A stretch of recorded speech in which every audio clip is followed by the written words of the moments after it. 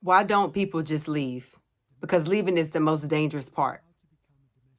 Because sometimes there's nowhere to go. Because when someone's broken your sense of worth, you don't even think you deserve to leave. Can emotional abuse be as harmful as physical? Absolutely. Absolutely. I carried bruises that healed in weeks. I carried words that sucked and stuck for years. Emotional abuse rewrites your brain. You start second guessing your own conscience and constantly.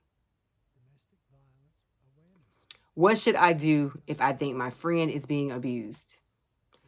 Listen, don't push. Don't tell her let's just leave. Say I'm here whenever you're ready. That's what saved me. Is there still abuse if they never hit me? Is it still abuse if they never hit me? Yes, absolutely.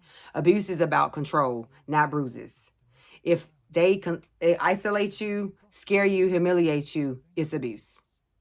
If you have more questions, drop them below. I'll answer as many as I can. This isn't just education, it's survival.